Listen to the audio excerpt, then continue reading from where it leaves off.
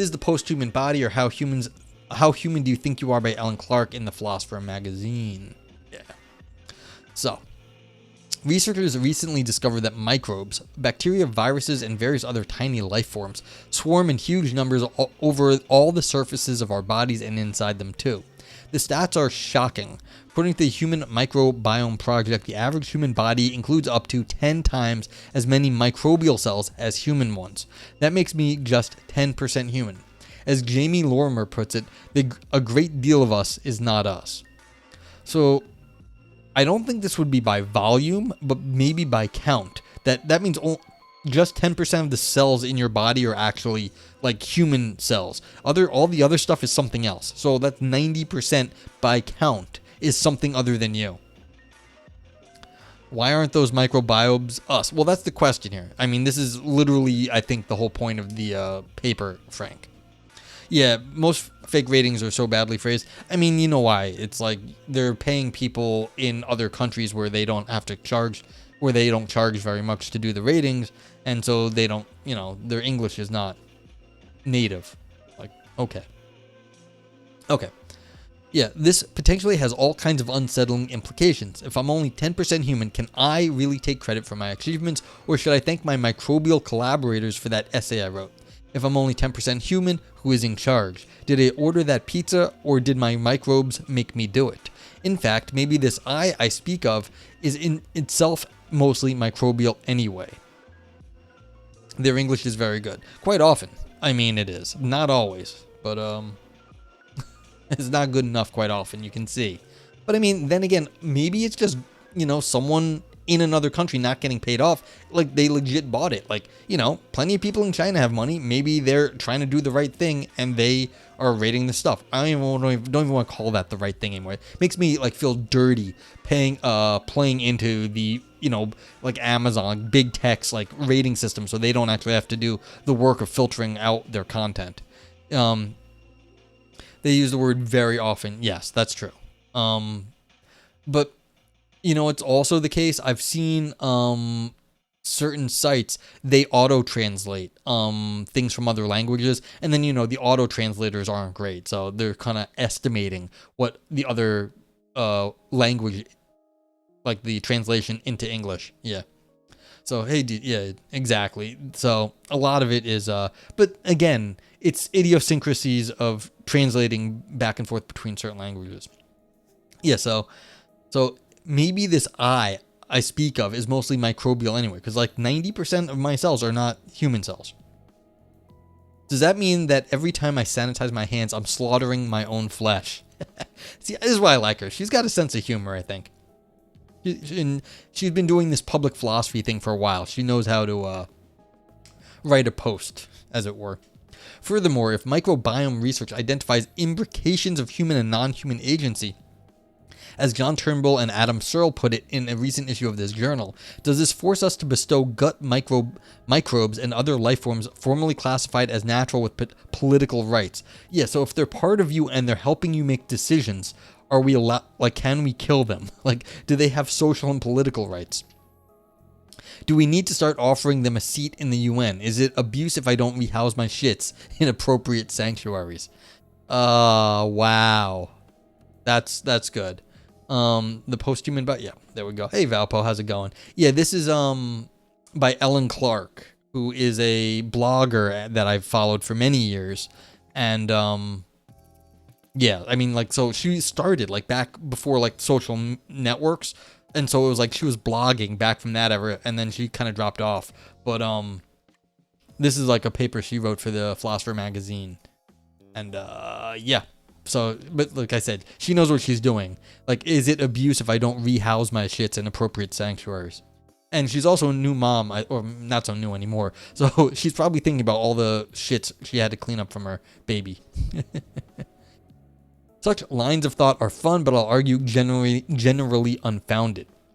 There are far more conventional ways in which we can interpret the statistics about human microbe interaction, and the research in question doesn't really warrant any revolutions in the way we think about our selfhood or agency. The Enlightenment era philosophy known as humanism, on the other hand, does make conceptual commitments, to which we will come shortly, which are untenable in light of modern biology. But I'm not convinced that gut bacteria in particular delivered the decisive blow against humanism. To begin, let's go back to that shocking figure. The average human body includes around 10 times as many microbial cells as it contains human ones. The word includes is important here. If we understand it as saying that 90% of humans' parts are not human, then the phrase has an air of contradiction about it. How can 90% of something not be itself? On the other hand, if we understand includes to mean something like contains within, then the mystery is much reduced, as a conventional way to interpret the finding is to think that human bodies contain or host microbes in the same way as a ship might carry rats and fleas. In the human case, the finding is that the average ship carries a surprisingly large number of rats and fleas. Yes, that's what we really are. Hey, you gotta run? Okay. See you later, Prof. Have a good night. And, hope you're... I don't think you got to your Bloodborne, but I hope you finish up your Bloodborne and then you get your P Squad thing going with Eliza P. Some people argue that this analogy fails because, unlike rats on a ship, some of the microbes in the human microbiome are beneficial. They actually help the human to digest its food, maintain immune health, and more. Gut bacteria have been heavily implicated in the healthy function of human digestive and immune systems. Imbalanced microbiomes may contribute to a surprising array of health conditions, ranging from IBS, eczema, and obesity to diabetes, and even depression, Parkinson's disease, and schizophrenia. A healthy human is one whose gut contains bacteria. There is no doubt about it. Developmental biologist Scott Gilbert has argued that microbes are actually essential parts of a human, in the sense that humans would be unable to carry out their characteristic functions were it not for the aid of the microbiome. This is interesting. This is an Aristotelian argument right here, because it's going into the humans would be unable to carry out their characteristic functions. Characteristic functions is a very Aristotelian sort of thing. So it's like on the Aristotelian conception, then the microbiome is essential. So I wonder if like Aris is listening. He might be, I don't know. But like this is the sort of thing, like on a Aristotelian view of the world, then maybe we have to count that stuff as like essentially human. If this is right, then microbes require us to rethink what we mean by human. They think that we must reconceptualize the microbes, not as residents on a human, but as integral to it. On this view, microbes are less like rats on a ship and more like planks in its hull, or even sailors in its deck. Nope, you checked. Yeah, on just in general principle, don't call out lurkers. I don't like it when... I'd prefer not to call out lurkers in general. I mean, of course it's Aris, it doesn't matter, but like in general, don't do it. Thank you. Because like I know I've lurked streams and it's like there's reasons sometimes I don't want to like type. So yeah. Taking this line of thought, the science journalist Ed Yong wrote in 2016, perhaps it is less that I contain multitudes and more that I am multitudes. Speaking of multitudes, there's Waltitudes. The Waltiverse is streaming now. So if you guys could have yeah, exactly. No, I mean, there's no problem with it. It's just try to avoid it. Like, if it happens, it happens. Not a big deal. Like, the Waltiverse is streaming right now. It feels kind of bad, but what are you going to do? This is life. Yeah. Two things should be separated here. First is the research really forced us to think of gut bacteria as being actual parts of a human body rather than mere passengers. Second, would accepting gut bacteria as parts of a human body have radical consequences for human selfhood? What's interesting here is because I know some of the literature in pregnancy theory, like, do you treat the fetus as a passenger or as part of the mother's body? And this gets into all sorts of abortion rights claims. So, like, this is the same thing, but it's like, it's at the microbe level, and it's kind of interesting because, you know, if you kill all the gut bacteria, you die. So it makes it seem like it's not just a passenger, but like essentially part. Yeah. So, but like, that's interesting because if you lose a fetus, the mother is usually okay. Like, it's not the same thing. So, To start with the first question, I don't think that gut bacteria deserve to be conceptualized as true parts of a human body. The argument given by people such as Scott Gilbert is that we ought to understand the human body as including any parts that are essential to its function. Let's call this a functional concept of the human. Let's be clear in the first place that a functional definition wouldn't include all of the microbes within a holobiont, referring to a host organism and all of the microbes associated with it, because only a subset of those microbes are beneficial. You know a streamer who always calls you out of lurking? Yeah, I mean, it does. Different people run their streams differently. All the streams, like, I don't mind streams that call me out of lurking, but I want this to be the place where if you just want to sit back and chill, feel free to do that. Like, no, I don't want anything on. Yeah, bad thing for him, I don't have the sound on every time. But see, that's the thing. Like, if they're wasting their time, like, interacting with chat that way, I mean, not wasting their time. If that's how they want to interact with chat, like, more power to them.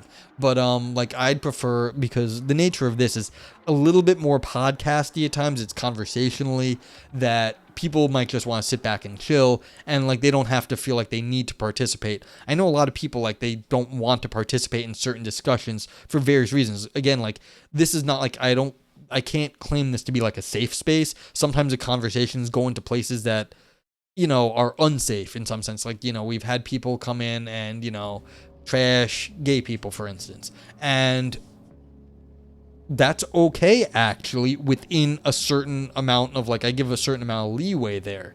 Because, like, maybe they have something to say, they have an argument, and then we can talk about that. But if you're just going to trash gay people, you're going to just get banned. But, like, there's still, like, it's not an auto ban.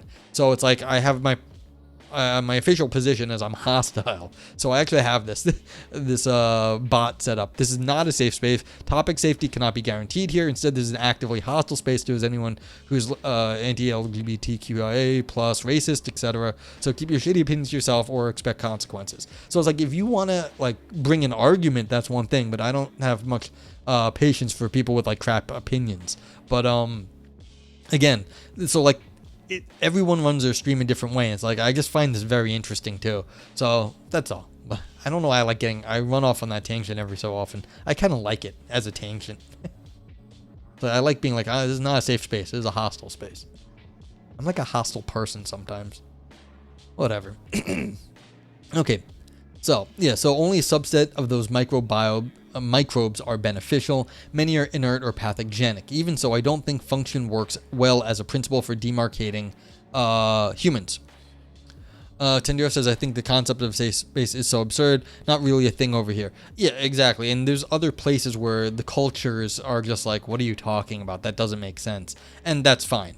And so, but, like, you know, in the US, this makes sense. Like, if you go over to Shane's stream, it's like PG-13 because he knows people are watching with their kids because he has a lot of educational content and he wants anything he's saying. Like, it's chat, of course, can do whatever they want, but, like, if you don't want, you can turn chat off on Twitch. Like, you just hide it. And so that way, if you're just watching Shane's stream for just Shane, you can do that with, like, a little kid and not be worried because Shane does not curse on his stream. He'll curse other places, but not on his stream. But, like, that's the thing. He wants that space to be, you know, kid friendly.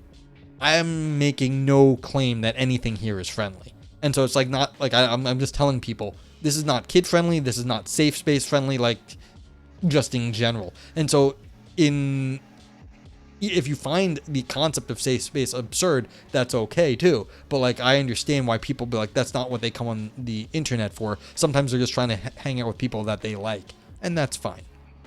So yeah. DCI says Shane McGinnis don't gotta cuss in streams to sell subs. Well, exactly. I mean, that's the the Eminem argument? Yeah. Like, fuck him and fuck you too. He's talking about Will Smith. Hey, Retheus, how's it going? We're reading fun thing about, like, gut biome. Did you know, by count, that there are 10 times more non-human cells in your body than human ones? Yeah. Shane should cuss in his streams. Well, I was just saying, like, different streams for different people, but he knows some of his watchers watch with their kids, and he does not want to curse in front of little kids because he would lose those his friends that watch with, you know, their kids. Like, so who are we to say that, like, he doesn't want to have that kind of content? Yeah. You can no, you can curse in chat. He doesn't curse because you can hide chat. That's not so hard. You don't have to be sorry. Like you can curse in the chat, but he doesn't curse on stream. Because I mean, if like there's like a one button hide chat if you want, like so the adults can like hide that or whatever. You don't have to be better. Shane don't mind. But like that's the thing. So yeah. Anyhow. So one reason is that the notion of function is itself hard to pin down in a naturalistic fashion. What are the characteristics of human functions anyway? Another reason, as pointed out to me by Javier Suarez, is that if you define human as containing all and only things that are essential to its function, you'll have to exclude things like the appendix. At the same time, you'll get an absurdly broad understanding of what counts as a human's parts. Yeah.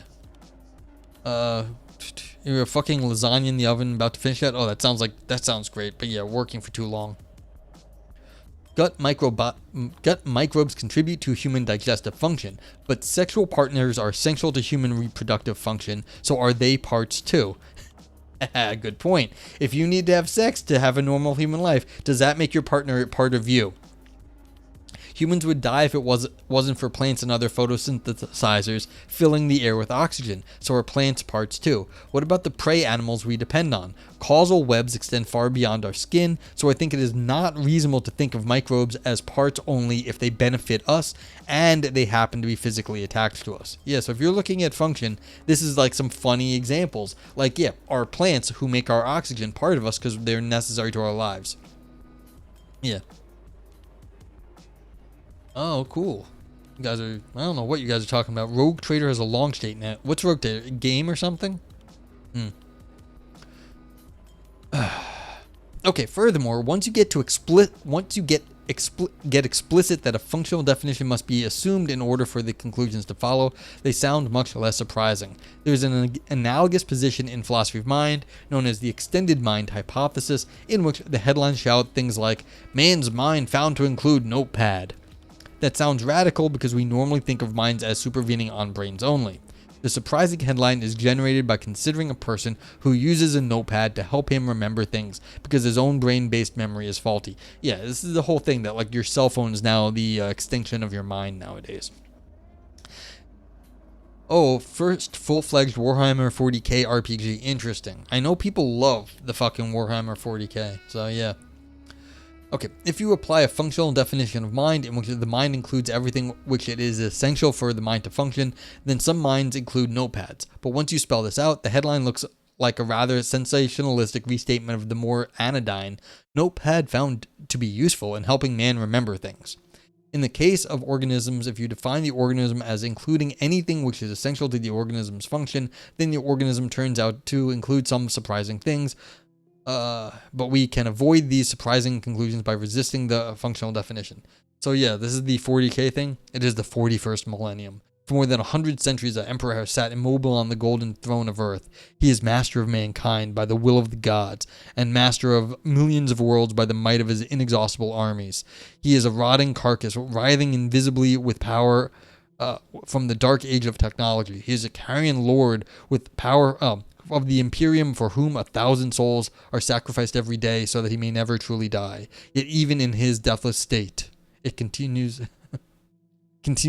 Okay. Yeah, exactly. Whole copy pasta. Awesome. Yeah, it's fine. It's fine, Lumpy. It's funny. And Rethius, it's all good. Our dear of the self can't withstand a second of scrutiny? Well, this is all a philosophy. We bicker about everything.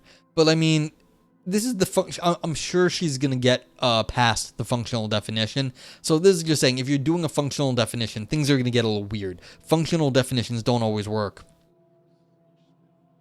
Yeah. Oh, yeah. It's completely not your fault, Rethia. So it's all Lumpy's fault. Yes. Speaking of, we can give Lumpy a shout out. Shout out Lumpy. Lumpy, Dragon Potato, is a streamer. Lumpy streams Minecraft. He builds fantasy worlds in Minecraft. So he's got a fantasy city going. And and talks politics. He's a chemist. He talks some chemistry, I guess, every so often. Politics and social stuff and money, which you can get there. You can talk finance with Lumpy if you want. So yeah, good things like that. hmm The new Dwarven Tower is getting pretty excellent. Is that the one that looked real evil before? Because it started off very pointy and dark, and you were starting to lighten it up at the end of the last stream I saw. Yeah. Yeah, so basically, resisting the functional definition. You don't want to go this way, she's saying. Yes, less evil now? Good. I didn't think you were going for the evil look. I also think, alright, continuing, I also think that the functional view obscures an important distinction that is front of view in the main rival to the functional way of defining an organism, an evolutionary definition. Evolutionists recognize that a huge number of entities present in or on the human body came from without. They are aliens or foreigners in the sense that they started out separate from the human lineage and ended up entangled with us. But whilst some of these things are transient visitors, others have become permanent fixtures. Gut bacteria and most other microbes featured in holobiont research don't stay put. They come and go, and although many of them are courteous guests, they also have fulfilling lives of their own outside our bodies. When interaction partners come and go during an organism's life cycle, picked up from its surrounding environment, we call them horizontally transferred. Horizontally transferred symbionts do not qualify by evolutionary lights as true parts of an evolutionary individual, but that doesn't mean that humans have no alien parts. Mitochondria were originally free-living bacteria that took up permanent residence inside our cells around 1.45 billion years ago. They released energy from our food, and without them we would die. Crucially, mitochondria have become vertically transferred. This means that rather than picking up new mitochondria after we are born, we were born with them. We inherit them from our mother. In fact, every time a human cell divides, a few of these creatures are seeded into the daughter cell, where they carry out their own replication process to repopulate the cell. You would speak about personal finance more, but it's a topic that makes most people angry, self-conscious, distressed, or sad. It does not have to, though. Yeah, I know. I mean, I don't really want to go into my finances. It just makes me sad. But, it's good that there is a place to talk, you know? It's like the same thing. It's like, who wants to talk about, weird metaphysics? Me. If you want to come and talk weird metaphysics, you can come talk here. But, believe me, most people are not going to be like, hey, let's go talk about, some arcane logical concept. Doesn't happen very much. So, but that's cool. But I'm still here. You can talk about factivity if you want with me. I was thinking about this recently. You can talk about holism within logic, which is generally not something you talk about in logic. It's like Ivan was talking about that earlier on in stream one, trying to discuss my solution to the Linda problem. I think he had a different take, but that's fine. We can talk about it. Anyway. So, although mitochondria originally came from outside, from a different kingdom of life no less, they are now permanent fellow travelers as we make our way in the world. They can't live without us, nor us without them. The endosymbiotic origins of mitochondria have been accepted as established science for at least 3 decades.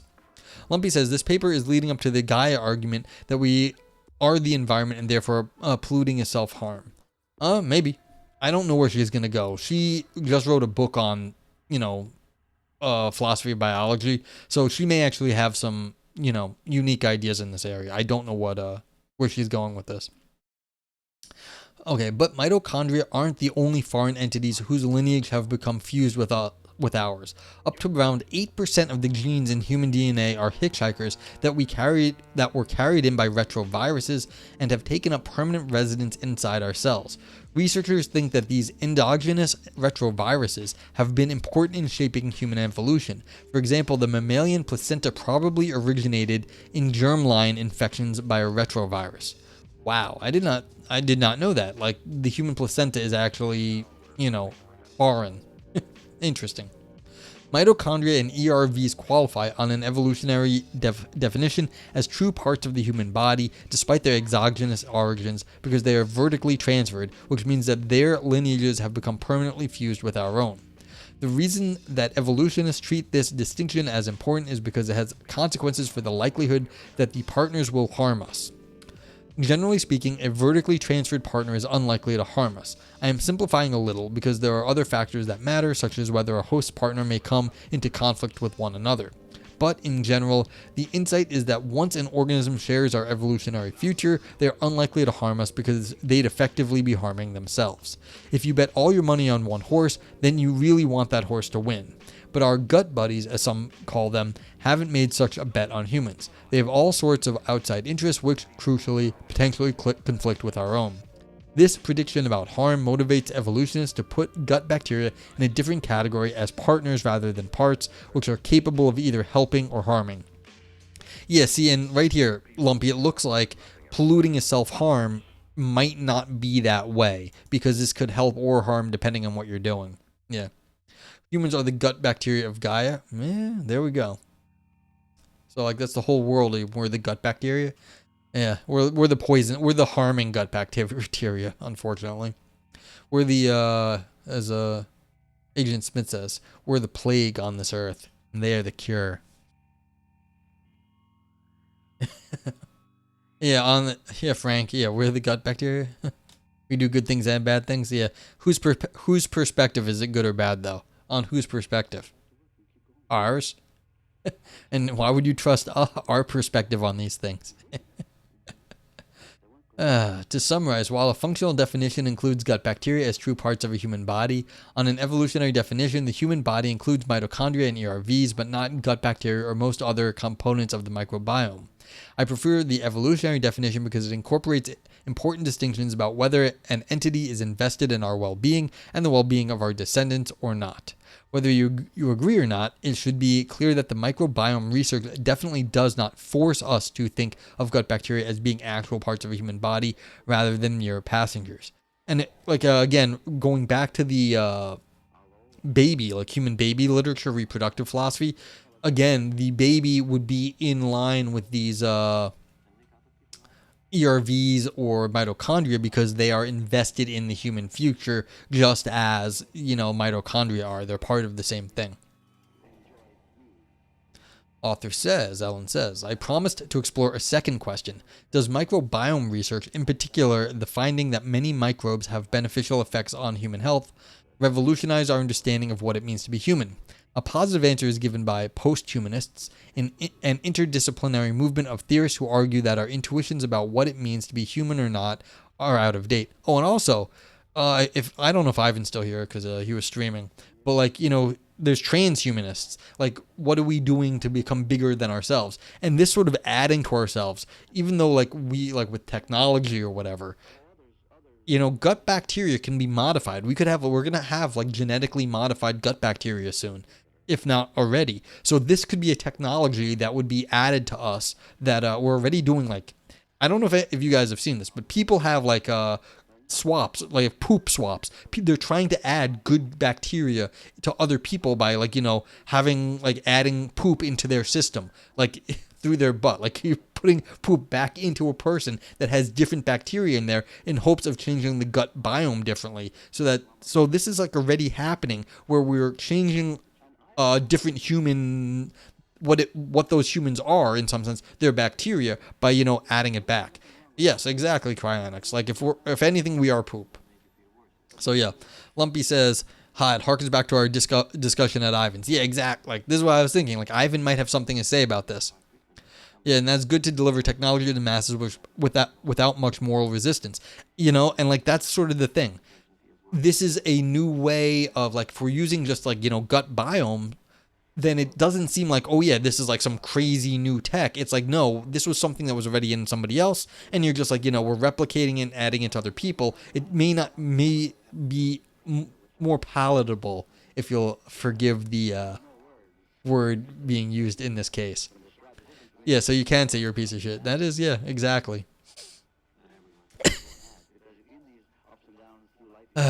So, humanism is a widely influential paradigm inherited from the Enlightenment, which treats humans as exceptional among animals on account of their rational autonomy and agency, which has allowed them, it is supposed, to become separate from and dominant over the rest of nature.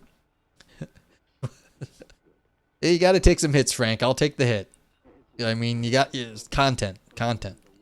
Posthumanists, by contrast, conceive of us as interconnected with nature, and they argue that awareness of our interconnectedness should prompt a new way of valuing nature and of decentering humans in our ethical schemes. So this is interesting. So she has a post-humanist perspective here.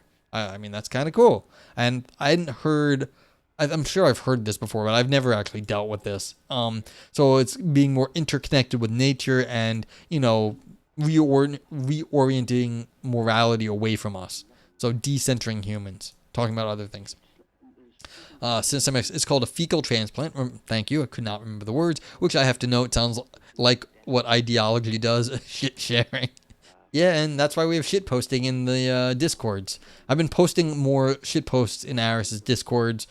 When I'm bored at work, I start scrolling through other Discords and finding shit posts that would be good for Aris's shit posting. And so I've been spending more time doing that when I'm downtime at work. So yeah, more shit posting. I must say, I should, pull up one. There's been some good ones. I think there's been some good ones. There's the AI putting a big booty on RoboCop, and then I just found one that did one of the Statue of Liberty. Thought that was very good. So appreciate the whoever got the big booty AI to apply it to different popular figures. It's fun. Okay. If a post-humanist were, just the fictional one, so you don't have to, not actual people. Don't do that. That's not nice if you do it to actual people. If a post-humanist were to accept my arguments in favor of defining humans evolutionarily, he might still have cause to argue that our intuitions about the human need to be updated. There is a deep-rooted folk concept of the human organism which assumes that our bodies are pure and uncontaminated by outside matter. I mean, is this just Judeo-Christian history? They were like, oh, we're pure and good. I don't know about that. We think of ourselves as human all the way through, as though we have an internal essence that is homogeneously distributed throughout all our parts. In modern times, we have come to think of this essence in genetic terms, and to imagine that a human starts out as a single cell whose genetic essence is then copied into all of the other parts. Or maybe Fecal Transplant could be a great satirical philosophy magazine. The problem with that is that fecal transplant is what it is called at this point, and so you'd be getting, if you used it as a philosophy magazine, it would be drowned out by all the research going into fecal transplants at the moment. You need something unique if you're going to make a new magazine. It would just get lost in all the other shit, as it were. But yeah. You know what? It would have to be like a fecalosophy or something, which might work. Like you could do something really terrible with fecalosophy or fecalotomy. Who knows? You could do some neologism, fecal something. Okay. Yeah. If we define a human evolutionarily, then although gut bacteria are best classified as polite passengers, mitochondria and ERVs qualify as true parts of a human. This means that each human is a chimera, a fusion of multiple lineages. Mitochondria have their own genetic essence running in tandem to ours. Retroviruses sporadically add an additional motif, sometimes snatched straight out of a different species' genome. Humans are patchworks, but this doesn't make us special. There isn't a living thing on Earth that has never undergone outside edits to its genetic identity. The tree of life doesn't branch, it reticulates, just like a dense jungle thicket. Yes, on the origin of feces. That wouldn't be bad. Yeah. So this is definitely something we could do. If we had something like this. If there was some sort of satirical or shit posting philosophy mag, and believe me, Aris has talked about this before. I've had discussions with him about would there be some space for a little bit more fun and philosophy that's more fringe philosophy. We could entirely do this. It would work. Phylum, genus, and feces, yeah. What subject did you do your feces on? Oh, God. See, this is exactly the sort of thing we're talking about. There's definitely space in this sort of a little bit more on the edge, grotesque, fun, irreverent area that philosophy could do. And, everyone here, if you don't know Aris, of course, let's give him a shout-out. You can get some feces pieces. I love Reese's Pieces. Yeah, I just keep saying Aristotle. There we go. Anyone here doesn't know our good buddy Aristotle? He's an ancient and ethics philosopher. He teaches at the college level, and yeah, and that's the thing. What's up, Owen Hunter? How you doing? And so, like, if you go to his streams, quite often you get yourself into one of these discussions where you did not think you were gonna get, where all of a sudden you're talking about like scat play and like who got and like God knows whatever else. And it's a lot of fun. And he talks about like ethics and like the different like little quandaries you can get yourself in. So he's always been interested in this stuff. But like this is the exact sort of thing at the edge of philosophy. Like we're talking about this here. We're talking about poop and what it means to be human. This is like a good topic for that sort of thing. And again, this is a public philosophy forum we're getting this thing in. Oh, it's all Taco Bell. I mean, Taco Bell Quarterly, the best quarterly magazine on the internet. But like this is the thing. There is definitely room for philosophy like this, where it might be talking like some good real good philosophy biology, but we also got to talk about poop, and that's fun. People like that stuff. Drink.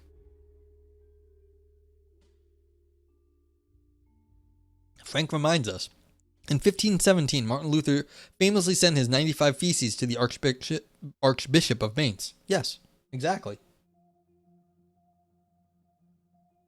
So this is the sort of thing. Like you could have like fun little quotes like that dispersed within the magazine. We've discussed this, but I mean, running these sorts of things are not so easy, actually. I mean, you need, like, everyone here knows, like, well, not everyone, but like the Taco Bell Quarterly here is, precious. Okay, we haven't done. So like you have a lot of Taco Bell based content over here where you've got like literary things that have a Taco Bell like mention or theme to them. But you have to have call for papers, you have to have people who want to do this. And it's not so easy to like maintain quality. Although they're doing it, so it is doable. Okay. We might then argue that the revolutionizers are right, but for the wrong reasons. Microbiome research doesn't deal a death blow to humanism because Lal Margulis' endosymbiotic theory of mitochondrial origins killed it decades ago. In general, post-humanists are dead right that humans are thoroughly interdependent and functionally integrated with their environments.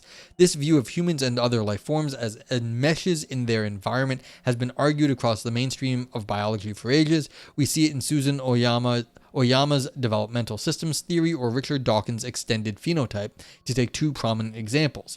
Some biologists argue that there is still too much emphasis on the competition rather than on cooperation and symbiosis. I have argued this too. Not anything published, but I've argued this. If you look at like I have a theory of evolution where the idea that cooperation and symbiosis are way more important than just competition. Yeah, the genial gene. I quote Joan Roughgarden in this part. So yeah, he's Tindarius, took you a sec there. Yeah, that's good. But this isn't anything specific to microbes. In functional terms, there is no clear boundary between any organism and its environment, microbial or otherwise. That's one reason why, insofar as we want to demarcate a human, it is better to use evolutionary rather than functional notions. In any case, the humanist doctrine of human autonomy lacks plausibility for reasons that long predate holobiont research. Even Moses was aware that he needed Rachel's help to reproduce. We now know that we depend upon microbes for purifying the water we drink and the air we breathe. The idea that mankind enjoys physiological autonomy doesn't survive a moment of elementary reflection on the way the world works. We shouldn't treat gut microbes as exceptional here simply because they are inside us rather than in our waterways. Someone may protest that mitochondria are just not as destabilizing to human identity as gut bacteria because they arrived so very long ago before we were human. Viewing mitochondria as foreign is like treating Brits with Saxon DNA as foreign. If enough years have passed since a lineage arrived, then it is natural to start to conceive of them as true parts of the entity once invaded. I mean, how long do you have to be British before you actually feel British? I don't know. Sinister says, even Moses, what? Like we should be surprised because he's not known to be all that bright? Yeah. I don't know. I mean, I guess the point was historical, but yeah, you're making a joke. But like, it was just meant to be, even in the Old Testament, it was understood. Gut microbes, on the other hand, are the Polish fruit pickers. Recently arrived, still recognizably foreign, but deserving of citizenship nonetheless on account of their indispensability to the British economy. Oh yeah, I forgot. I think she's American living in Britain. Could this be why gut microbes have captured the post-humanist imagination more than have mitochondria? Mitochondria moved in literally eons ago. Perhaps folk intuition about the purity of the human lineage are more threatened by the bewildering menagerie of exogenous lineages that newly enter the human island each day. You see, she's talking poop, and then she has a sentence like, bewildering menagerie of exogenous lineages that newly enter the human island each day. Now you're just showing off, Ellen. I mean, it's fun to say, but come on. You're showing off. Holobiont research does appear to present a genuinely new challenge to the humanistic belief in man's dominion over nature, insofar as, unlike many other species on the planet, gut microbial species are very likely to outlive the human species. If we become accustomed to thinking of nature as a victim, something foreign and deserving of our charity, something towards which our position of superiority obliges a certain beneficence, holobiont research makes trouble. We are not even close to understanding how to control our microbiomes, yogurt manufacturers' claims notwithstanding. We cannot achieve mastery over them by killing them all. As we've seen, many microbial lineages have beneficial effects on human physiology. This is a big change given that since the 19th century we've associated microbes with disease and sought to rid them from our lives. And we need our microbes for way more than they need us. Insofar as a humanist is attached to the idea that we humans have the upper hand, then holobiont research really does give us new reason to move on. We should be cautious about over-sanitizing our environments, but not because microbes are our parts and we're therefore obligated to respect their rights. Rather because we depend on them and need to figure out how to optimize our partnerships with them. This is I think a good point. Recently, a researcher here in New York City, which has a massive rat problem, came out and said, look, we're not going to kill all the rats. You can never kill all the rats. It's stupid to think you're going to kill all the rats. In fact, you should try to keep the rats you have where they are. You should support your local rat population because once they settle in, they keep any new rats out. And new rats are really where the disease comes.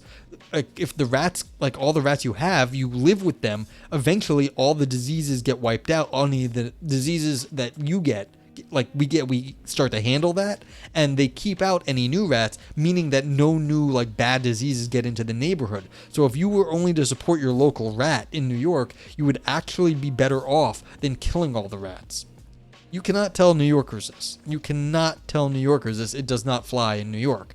But this is the thing. It would actually be better to understand your local rat population on your block and support that local rat population because they will do a better job keeping out disease from other animals than anything we could do. Because that's their life, is keeping out the other animals. We, on the other hand, if we kill the rats off, new things come in and we can't control that. And it's we always have to be reactive at that point.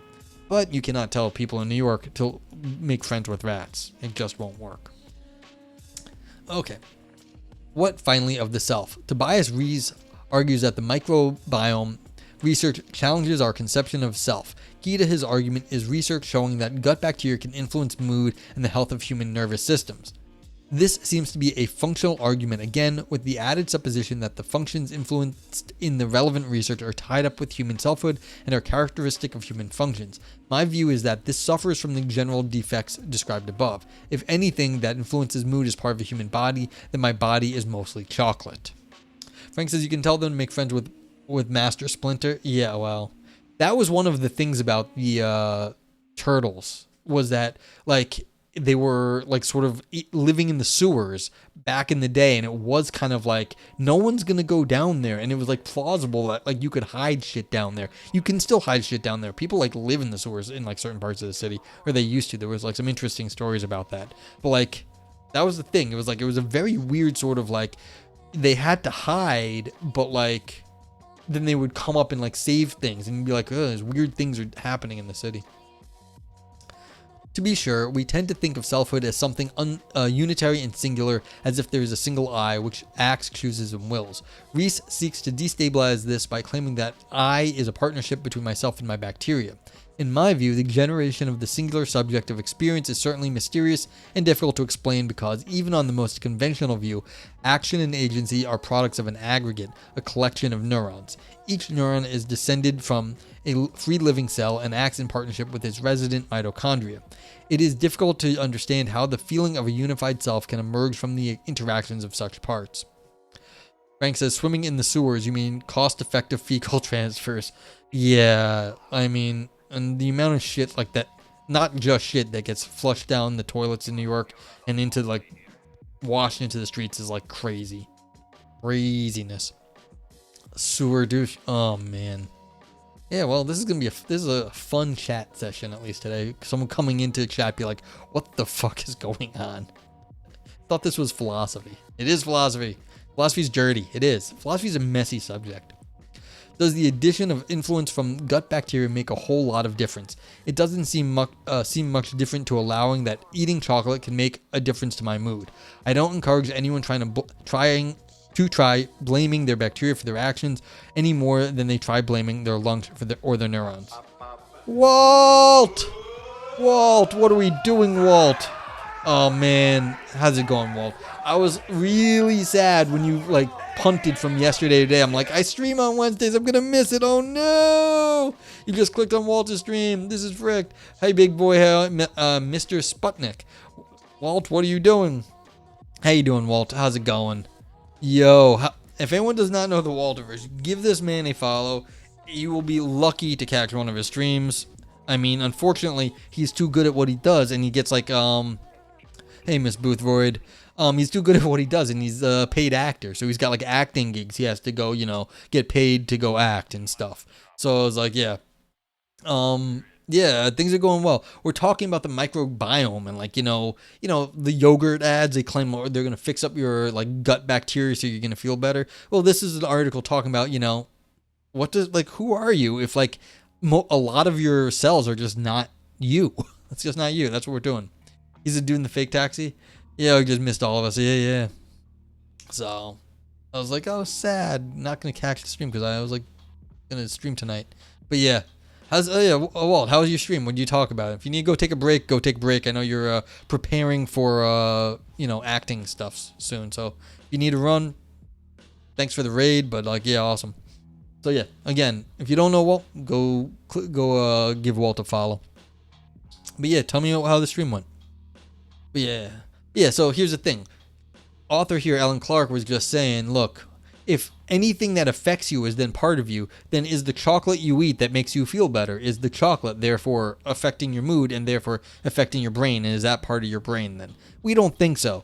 But like the gut bacteria, just because it happens to be inside you and it might be affecting you, again, it's affecting you, but it may not be you. So yeah. Tell them what they just missed. Well, we've also been riffing on poop and fecal transplants and, the philosophy of like fecality and stuff. So yeah. Just Killed was saying hello. Yeah, you're off to your bed, my man. Sleep well. Go act up a storm and break a leg. I love that. Like, yeah, go break your leg, okay? So yeah. Like do that. But yeah. So thanks for the raid and sleep well, my friend. Yeah, so we've been discussing a lot of poop. It's been a poop stream basically. That's what we're doing. But this is the end of the paper. This is just a if anyone wants to see, this is a little bit of fun. So this is just a post in a magazine, philosophy magazine. But yeah, so good times though. All right, to conclude, research on the human microbiome has revealed that a huge number of microbes swarm on the inner and outer surfaces of our bodies. Some of them are bad for us, but some of them are very good for us, and we'd be worse off if we eradicated them altogether. None of them, however, are as integral to the body as mitochondria or ERVs, which have fully set aside their alien origins and taken up residence as true human parts. Post-humanists are right to call out some humanistic assumptions as incompatible with modern biology. Humans are chimeras and are deeply enmeshed and dependent upon their environments in ways that aren't particular to interactions with microbes that happen to live on or under our skin. On the other hand, insofar as posthumanists are motivated by microbiome research, we might say they are right for the wrong reasons. Are we less human than we thought we were? It really depends on how human you thought you were. Did you think humans were pure and autonomous, uncontaminated by outside lineages, and in mastery over the rest of nature? If you did, then you're wrong, but we don't need microbiome research to tell you that. Yeah, so there we go. Yeah, Dr. Ellen Clarke is a lecturer in philosophy at the University of Leeds. She specializes in philosophy of biology and works on evolutionary theory, problem of defining the organism, cultural selection, and anything connecting to evolution, bacteria, plants, political philosophy, gender, or human cognition. Yeah, so Ellen's cool. I think this was actually quite a fun article. Basically, she started off, which was a lot of fun, saying, look, 90% of your cells 90% of your cells are not like human cells. They're something else. They're bacteria, they're viruses, various other types of life forms. So like if you want to write popular philosophy, I think this is a very good post. Like starts off with a lot of fun things, like a good statistic that only 10% of your cells are actually human cells. Then she moves into like, the poop and stuff, like things that like she criticizes them, the position that maybe we've just got like rats on and fleas on a dog or rats on a ship. That's not right, because some of them help us. Then there's some stuff that is like fundamental to us, like things that have changed our DNA from the outside and mitochondria. And then she talks about like humanism, and at the end, this is I think as far as public philosophy goes, really well done. And then of course we got all the poop jokes in the meantime. So let's give this a quick review. I'm going to give it a vote yay. Anyone who here, like you can be here from Walt Stream, for what you little heard, you can vote if you want, is what we do here. If you can't see the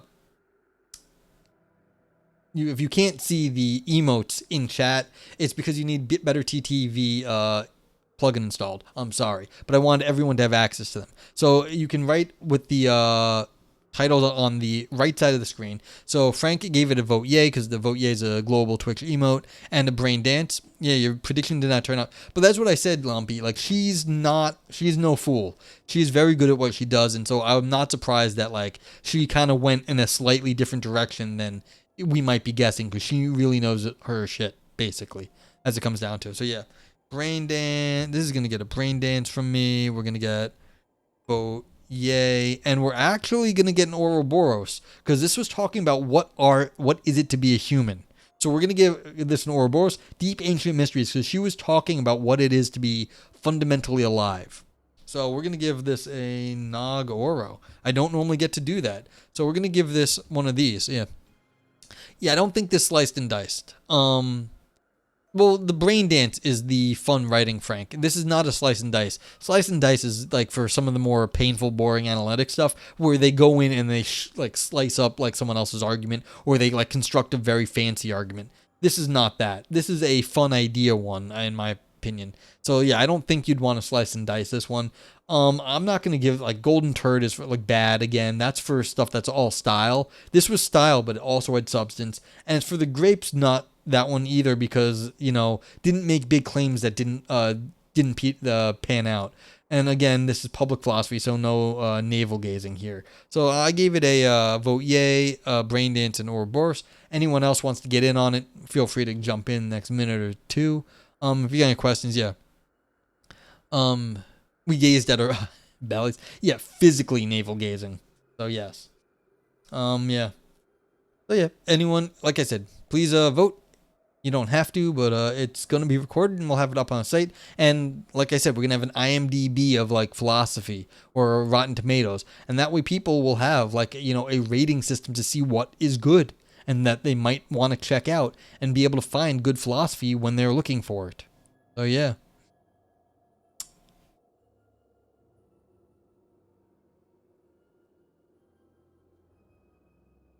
Yeah. Yeah. Maybe I gotta like add like custom tags per paper, yeah. Thank you, Lumpy, for the thing. I wonder why the vote yay didn't go through. I mean the capital V, but like usually if you autocomplete it works.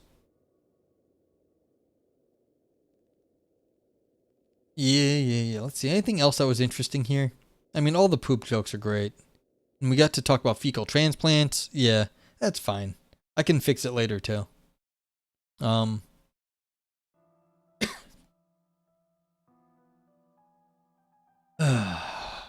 Oh, you thought it was grapes. Interesting, says Semiotics. All right. You would add a second one because it was fun ideas, but also separate dance for the writing quality. That's fair. Like, you can do it by count. Like, you can consider if you think it's something really good, you can give it a stack. The number of votes you give it does count. I record more than one, so it'll be up to 2 now. So we got 2 brain dances. You know what? That's actually a good idea. I'll give it a second brain dance too. I'll give it a second brain dance and a second vote yay. I'm gonna leave it at the single Hey Vipers, welcome in. Yeah. Well, we were just reading a little fun paper. Yeah, it's like this was a just a post I had saved from a little while ago because I thought it'd be fun because I like the author. Since Semiotics hated this. Wow. Okay. Given all the bad ones. All right. There's golden poop and the grapes. Fair enough. Not all philosophy is for all people. And so that's fair. But yeah,